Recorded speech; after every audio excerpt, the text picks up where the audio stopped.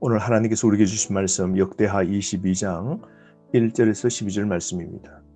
오늘 본문은 유다 여섯 번째 왕 아하시야에 관한 행적입니다. 1절 말씀에 보면 예루살렘 주민이 여호람의 막내 아들 아하시야에게 왕위를 계승했다라고 그럽니다. 아버지 여호람이 죽게 되자 아하시야가 왕위에 올라가게 되는데요. 2절 말씀에 아하시야가 왕이 될 때의 나이가 42세라 예루살렘에서 1년 동안 다스리니라. 그의 어머니의 이름은 아달라요 오므리의 손녀더라 그럽니다. 나이 42세라고 그러는데요. 다른 번역에 보면 22세로 나옵니다. 아버지와 나이를 맞춰보면 22세 그 나이가 맞는 듯합니다. 1년 동안 다스렸다라고 그러죠. 1년 만에 그는 죽게 됩니다. 근데 그의 어머니의 이름을 여기에 강조하고 있는데요. 3절 말씀에 아하시야도 아합의 집 길로 행하였으니 이는 그의 어머니가 꾀어 악을 행하게 하였음이라 그럽니다. 아달랴 오므리의 손녀, 그가 아들에게 악을 행하게 했다는 것이죠. 신앙의 바른 삶을 살지 않고 우상 섬기는 길을 가르쳤다는 겁니다. 하나님을 버리고 아합의 길을 걷도록 아들을 그렇게 지도했다는 것이죠. 그의 어머니 아달랴는 자문관이 되어서 악을 행한 것이죠. 하나님을 떠난 이 모자, 여러분 부모 신앙 교육이 그러므로 참 중요한 것 같습니다. 어머니 아달랴는 자녀에게 바른 하나님의 신앙을 가르치지 않고 자신이 믿는 바 바알과 아세라 우상을 아들에게 가르친 것이죠. 우리는 자녀의 신앙 교육을 어떻게 하고 있습니까? 우리는 깨어서 자녀에게 바른 신앙의 삶을 가르쳐야 됩니다. 바른 신앙의 삶을 살아가도록 우리가 자녀들에게 올바른 신앙을 전수하고 바르게 살아가도록 우리는 권면해야 하는 것이죠. 4절 말씀 보십시오. 그의 아버지가 죽은 후에 그가 패망하게 하는 아합의 집의 가르침을 따라 여호와 보시기에 아합의 집같이 악을 행하였더라 그럽니다. 외가와 어머니의 악한 영향력인 이 환경에 있어도 누구의 영향을 받을는지 그것은 아하시야가 결정하고 책임지는 겁니다. 그런데 아하시야는 외가와 어머니의 악한 영향력을 그대로 받게 됩니다. 여러분, 오늘 우리도 환경 탓하지 말고 신앙의 길을 걸어가야 됩니다. 내 가문이, 내 가정이, 내 부모가, 내 자녀가 신앙생활을 하지 않고 또 신앙에 영향력이 있는 것을 끼치지 않는다고 해서 우리는 신앙을 저버리는 일이 없어야 됩니다. 전적 내가 결정하고 내가 책임져야 됩니다. 그러므로 바른 신앙의 삶을 우리가 살아가기로 부단히 노력해야 합니다. 오늘 5절부터 9절에는 아하시야의 죽음에 관한 사건인데요. 아하시야가 아합의 아들 요람과 함께 아람 나라와 싸움하게 됩니다. 그런데 그 싸움에서 요람이 심하게 부상을 입게 됩니다. 6절 말씀에 요람이 아람 왕 하사엘과 싸울 때에 라마에서 맞아 상한 것을 치료하려 하여 이스라엘로 돌아오게 됩니다. 그때 아합의 아들 요람이 병이 있으므로 유다 왕 여호람의 아들 아사랴가 이스라엘에 내려가서 방문하였다 합니다. 하나님 말씀과 벗어나면 이렇게 사망입니다. 실패와 파멸을 당하게 되는 것이죠. 아람과의 전투에서 요람이 부상을 입게 되고요. 남유다 아하시야 왕이 외삼촌 병문안 갔다가 결국 최후를 맞이하게 되는데요. 그때 북이스라엘의 예후라는 사람이 일어나서 북이스라엘의 아합의 가문과 남유다의 아하시야와 그의 사람들을 모두 죽이게 됩니다.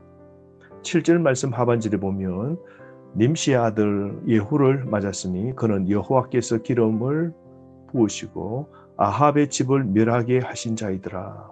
하나님께서 아합의 우상의 집을 진멸하기 위하여 심판하기 위하여 예후라는 사람을 세웠음을 알 수 있습니다.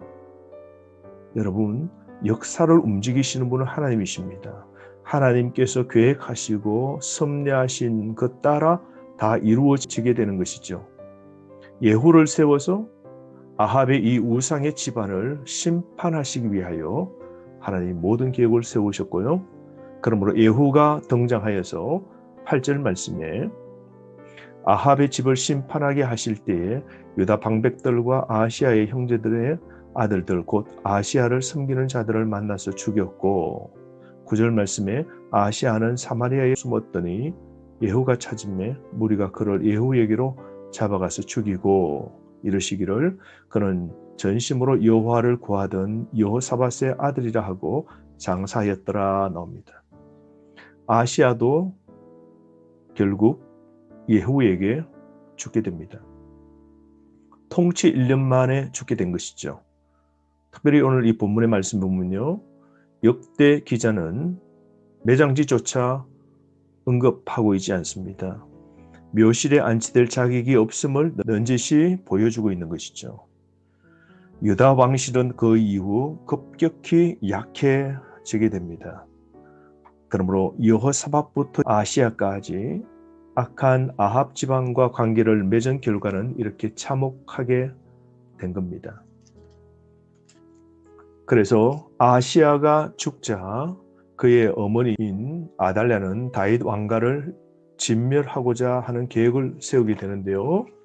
10절 말씀 보십시오. 아시아의 어머니 아달랴가 자기의 아들이 죽은 것을 보고 일어나 유다 집안의 왕국의 씨를 모두 진멸하였으나 그럽니다. 아달랴는 남유다의 7번째 여왕이 되는데요. 7년간 통치하게 됩니다. 스스로 왕의 자리에 올랐습니다. 손자를 포함해 자신의 왕권 장악에 방해될 인물들을 모조리 제거하게 되는데요. 자기의 손자들까지 다 죽이는 끔찍하고 매정한 할머니요 어머니인 것이죠. 그러나 하나님께서는 이 가운데 다윗의 씨가 전멸될 위기 가운데 하나님은 다윗에게 약속하신 대로 다윗과 그의 자손들에게 항상 등불을 주시겠다고 역대하 21장 7절 말씀에 약속하셨죠. 그러므로 성전의 등불이 꺼지지 않는 것처럼 다윗의 자손들이 계속 이어져 왕위를 이루어 갈 것을 하나님께서 약속해 주셨습니다.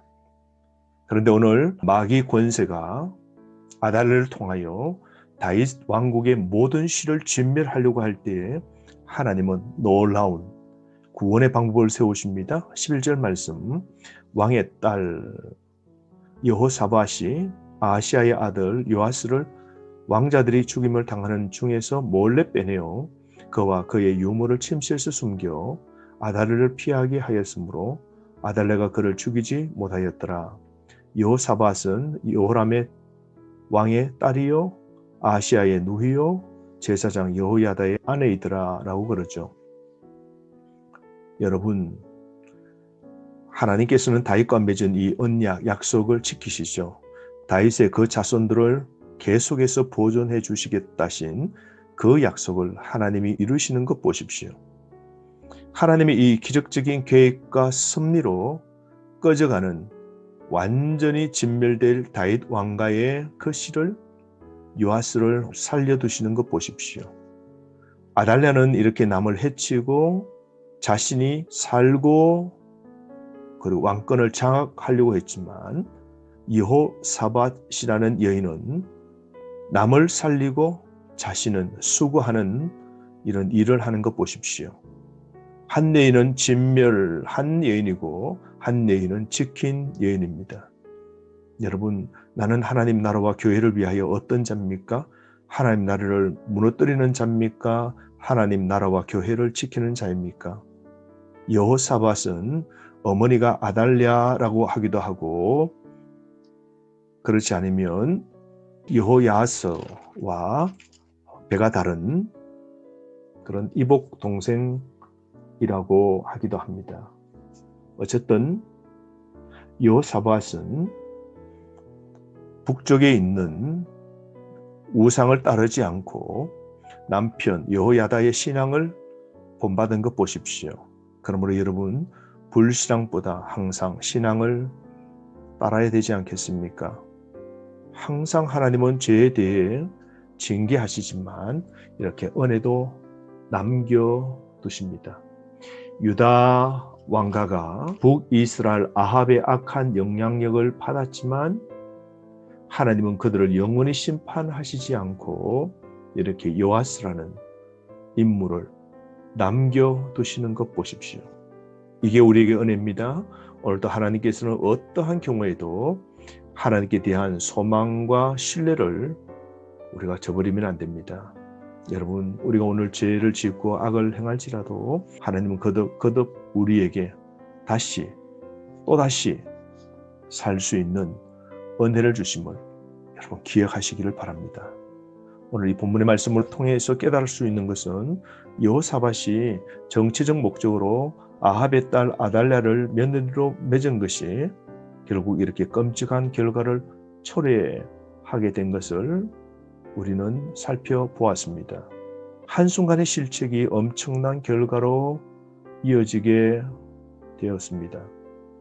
그러므로 하나님께 악을 행하는 자와의 연합은 결코 하지 말아야 됩니다. 심각한 타락을 가져오게 됩니다. 심판을 받게 됩니다. 불의한 자와의 동맹은 결국 불행만 계속될 겁니다. 그러므로 당장 눈앞의 유익을 위해서 악을 끌어들이지 말고 악한 자와 도모하지 않는 삶을 살아야 됩니다.